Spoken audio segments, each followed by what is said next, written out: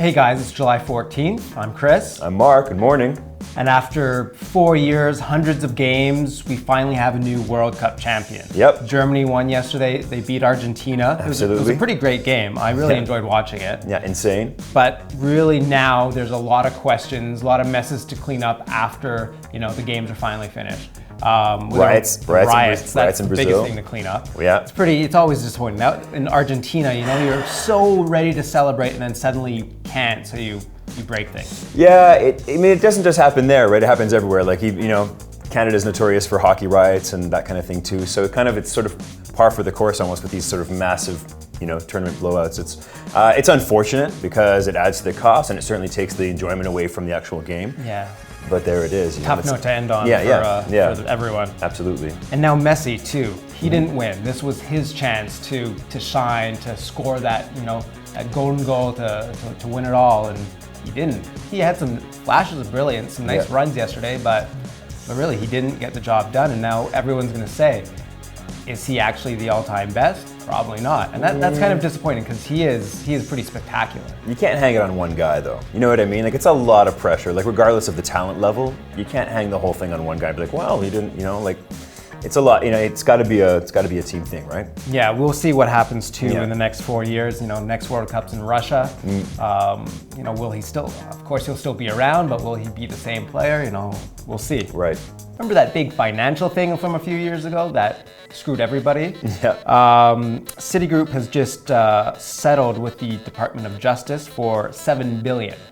Yeah. For transgressions that happened pre-crisis, like pre-2008, when the whole thing fell apart. Yeah. Exactly. That's interesting because they're kind of going back in time and going after these guys because there's a lot of talk surrounding that these large financial institutions had a huge role to play in the crash and to a certain point almost orchestrated it. That's been hinted at, right? Yeah, exactly. If not outright, that's what gets me is that it's 8 years, 9 years, 10 years later after some of these things first started, right? Yeah.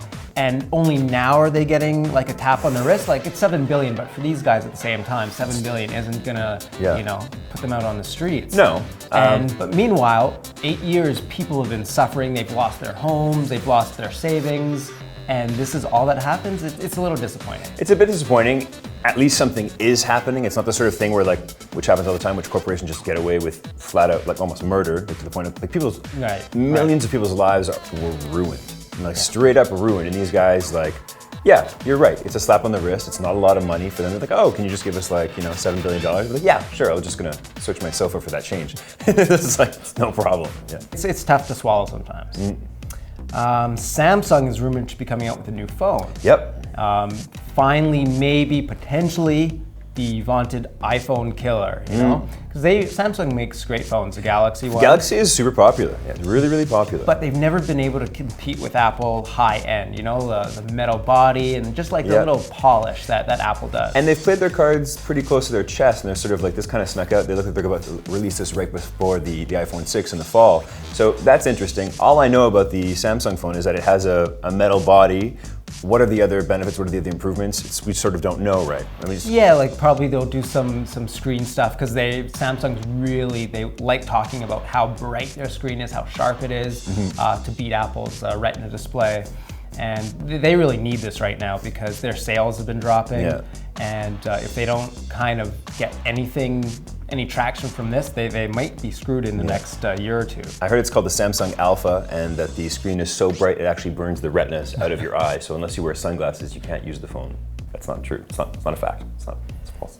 The Costa Concordia is rising from the depths. It's remember the cruise ship that after over 2 years. Yeah, it's been down there, kind of. I think rotting pretty much. They've been trying to resurrect this thing for the better part of I don't know how many months, but they're finally about to get it up. It's actually floating right now. Is it above the water? Because it was on its side and just kind of they were having old man trouble in a bath there. They were filling metal boxes with water to kind of get it It was one of the biggest engineering feats I think mankind's ever done, actually. Yeah. They had to build not just the equipment to float it up, but they had to build the equipment to build the equipment. Experts were saying it was the most daunting excavation that they've ever had to deal with a ship of that size. Like, it's incredible. It's pretty crazy. It's cost $1 billion so far to excavate the ship. The ship's worth half a that, billion. Yeah, half of that, so it's not worth it. But one thing that is sad is that one victim, Russell Ribello, still hasn't been found. He was a waiter on the ship. So for that, you sort of wonder, well, it's costing them like $1 billion, and the ship itself is only worth half that, 0.5, half that. So then you're, oh, well, there's a human life at stake here, and then maybe that's what they're, it would be nice for the family, I think, to kind of find the remains of this guy. Have some closure. Whatever's left of this poor guy. Yeah, definitely. This is an interesting little backstory from the whole LeBron James saga with Cleveland. And it turns out that Dan Gilbert, the owner of the Cavs, they didn't speak for the entire 4 years after LeBron left. Yep. We knew it was a bad breakup, but to not speak for 4 whole years when Gilbert you're those power players in the NBA. But I mean, I think it was a big slap in the face. I think Gilbert took to the internet as soon as LeBron announced that he was leaving for Miami, and he himself admittedly said that, you know what, I really was in an emotional state. I should have waited before actually sending anything out.